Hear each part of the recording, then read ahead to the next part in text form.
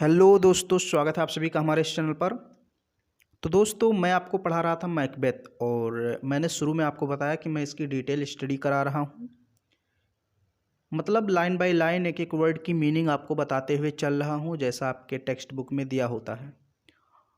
और मैंने first act की स्टार्टिंग की थी, उसमें अभी तक मैंने 3 सीन कंप्लीट करा दिए, यानी थर्ड सीन तक मैंने आपको पढ़ा दिया है।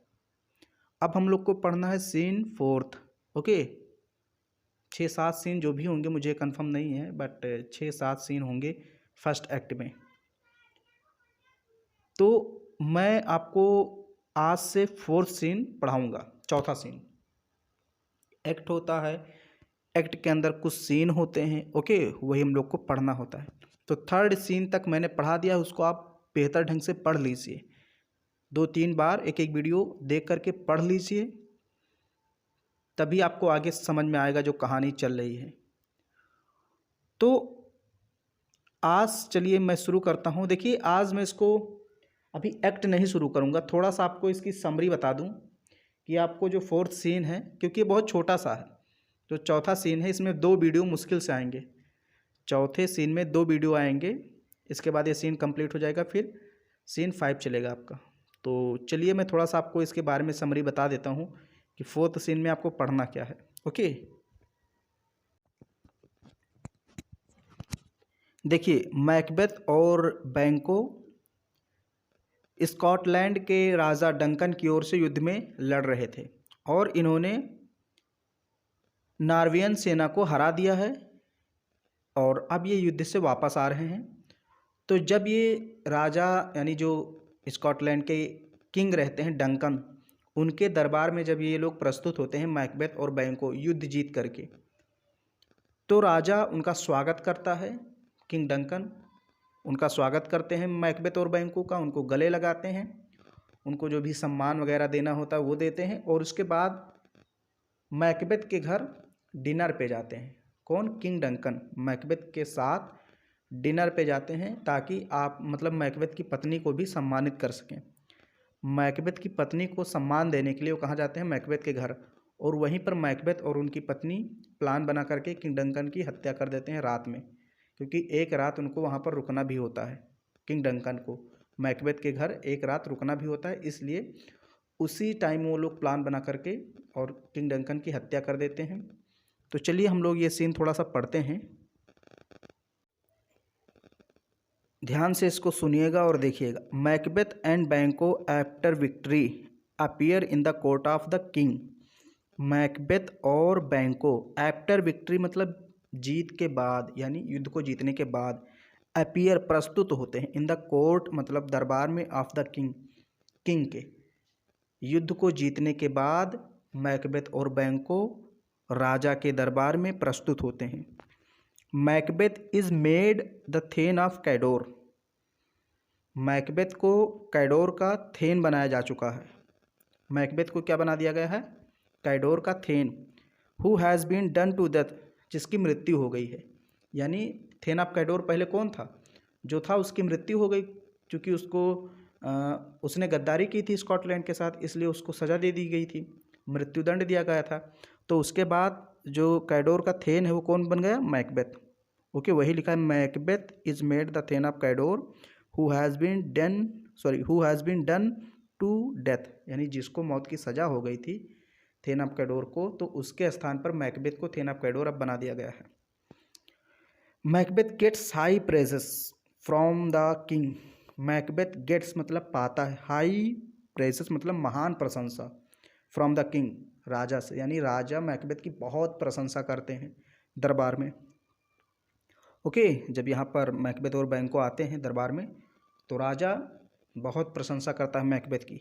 बैंको is impressed by the king with great warmth and praise. Macbeth is impressed, Macbeth को गले लगा लिया जाता है। सॉरी, बैंको इज इम्प्रेस्ड। ओके, यानी मैकबेथ को भी गले लगाते हैं, लेकिन मैकबेथ की तो तारीफ हो गई, अब बैंको भी था युद्ध में तो उसकी भी तारीफ कर रहे हैं राजा, तो वो भी लिखा है इसमें। मैकबेथ का नाम बार बार आ रहा है। बैंको is impressed by the king बैंको इज इम्ब्रेस्ड, इम्ब्रेस्ड का मतलब होता है गले लगाना, तो बैंकों को गले लगा लिया जाता है बाय द किंग, राजा के द्वारा, विद ए ग्रेट वार्मथ, बड़े ही गर्मजोशी के साथ, वार्मथ का मतलब गर्मजोशी, विद ए ग्रेट वार्मथ मतलब बड़े गर्मजोशी के साथ, बड़े उत्साह के साथ, बड़े खुशी के साथ बैंकों को राजा के द्वारा गले लगा लिया जाता है, एंड प्रेज और प्रशंसा के साथ। यानी कि जो स्कॉटलैंड के राजा रहते हैं डंकन, वो मैकबेथ की प्रशंसा करते हैं और बैंकों को गर्मजोशी से और प्रशंसा करते हुए भी गले लगा लेते हैं, यानी दोनों को गले लगाते हैं और दोनों की खूब प्रशंसा करते हैं। द किंग डिक्लेयर्स, यहाँ पर डिक्लेयर्स होगा, ओके, यल यहाँ पर छूटा हुआ है। द किंग डिक्लेयर्स, राजा जो है निर्णय देता है, यानी कि आज्ञा देता है, डिक्लेयर करता है, दैट हिज इल्डेस्ट सन मैलकम, कि उसका बड़ा बेटा मैलकम, यानी राजा का जो बड़ा बेटा है Malcolm, will be the Prince of Cumberland, वो कम्बरलैंड का राजकुमार बनेगा। मतलब इसी बीच क्या कर देते हैं किंग डंकन, ये घोषणा करते हैं कि जो हमारा बेटा है, बड़ा बेटा मैलकम, वो कम्बरलैंड का राजा बनेगा, who shall after wards will be the king of Scotland, और बाद में स्कॉटलैंड का राजा बनेगा। देखिए अब यहीं पर मैकबेथ परेशान हो जाता है, क्योंकि मैकबेथ राजा बनना चाहता था, क्योंकि चुड़ैलों ने 3 भविष्यवाणियाँ की थी, जिनमें से 2 कंप्लीट हो चुकी थी और तीसरा राजा बनने की भविष्यवाणी की थी। तो अब जब यहाँ राजा ने, किंग डंकन ने घोषणा की कि मेरा बेटा कम्बरलैंड का राजकुमार बनेगा, उसके बाद में जब मैं मर जाऊंगा या मैं राजा नहीं रह जाऊंगा तो स्कॉटलैंड का राजा भी बनेगा।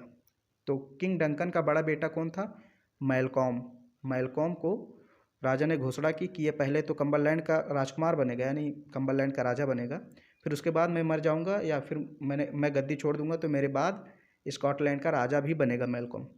अब ये बात मैकबेथ को परेशान कर देती है और मैकबेथ सोचता है कि अब राजा किंग डंकन को तो मारना ही पड़ेगा, साथ ही साथ मैलकॉम को भी मारना पड़ेगा, यानी किंग डंकन का जो एल्डेस्ट सन है, बड़ा बेटा, उसको भी मारना पड़ेगा, तभी तो मैकबेथ राजा बन पाएगा। ये सब सीन 4th में आपको पढ़ना है, इसलिए मैं थोड़ा पहले बता दे रहा हूँ, ताकि वहाँ पर जब कुछ कठिन लाइनें आए तो वो समझने में आपको प्रॉब्लम ना हो। Okay, who shall afterwards, afterward का मतलब बाद में, बी होगा the king of Scotland, Scotland का राजा। ओके, तो किंग डंकन ने घोषणा यही की कि जो हमारा बेटा है वो कम्बरलैंड का प्रिंस बनेगा, उसके बाद स्कॉटलैंड का राजा भी वही बनेगा। मैकबेथ इज कन्फ्यूज्ड, यहाँ पर इन नहीं होगा, इज होगा। Okay, Macbeth is confused, Macbeth जो है वो कन्फ्यूज्ड हो गया पूरी तरीके से। ही हैज़ टू मर्डर, अब वो सोचने लगा, ही हैज़ टू मर्डर, कि उसे मर्डर करना पड़ेगा, द किंग, राजा का, यानी जो स्कॉटलैंड के वर्तमान राजा हैं, प्रेजेंट में जो किंग हैं डंकन, उनकी हत्या करनी पड़ेगी, to become the king of Scotland, Scotland का राजा बनने के लिए। मैकबेथ ने सोचा कि अब मुझे राजा बनने के लिए सबसे पहले स्कॉटलैंड के किंग डंकन की हत्या करनी पड़ेगी। He has also to remove Malcolm from his path, path का मतलब रास्ता, और उसने ये भी सोचा he has also to remove, कि उसे हटाना पड़ेगा मैलकम को फ्रॉम हिज पाथ, अपने रास्ते से। मैकबेथ ने सोचा कि पहले तो मुझे राजा डंकन की हत्या करनी पड़ेगी, उसके बाद मैलकम को भी रास्ते से हटाना पड़ेगा। ओके, फिर है Duncan proposes to go to Macbeth palace, Duncan propose करते हैं, मतलब इच्छा करते हैं, टू गो, जाने की, टू मैकबेथ प्लेस, मैकबेथ के महल में, यानी मैकबेथ के घर जाने की इच्छा जाहिर करते हैं, टू गिव, देने के लिए, ऑनर मतलब सम्मान, टू हिज वाइफ, उनकी श्रीमती को, यानी कि मैकबेथ की जो पत्नी थी उसको सम्मान देने के लिए राजा डंकन कहते हैं मैकबेथ से कि मैं तुम्हारे घर चलूँगा और तुम्हारी पत्नी का सम्मान करूँगा, वहीं आज का जो मतलब उस दिन का जो रात का भोजन होगा तुम्हारे घर ही पर होगा, और उस दिन मैं रुकूँगा भी वहीं पे तुम्हारे घर पे एक नाइट, यानी एक रात वहाँ पर रुकूँगा, तुम्हारी पत्नी को सम्मानित करूँगा और उसी रात का भोजन भी तुम्हारे यहाँ ही करूँगा। तो ये किंग डंकन की सबसे बड़ी गलती है कि वो मैकबेथ के घर जाते हैं, क्योंकि वहीं पे मैकबेथ और ये मैकबेथ की पत्नी लेडी मैकबेथ दोनों प्लान बना लेते हैं कि आज ही राजा सॉरी क्या, हाँ, राजा किंग जो हैं स्कॉटलैंड के, उनको निपटा देना है। Okay, he will spend the night there. राजा कहते हैं कि हम वहाँ पर एक रात बिताएंगे भी, यानी स्पेंड करेंगे।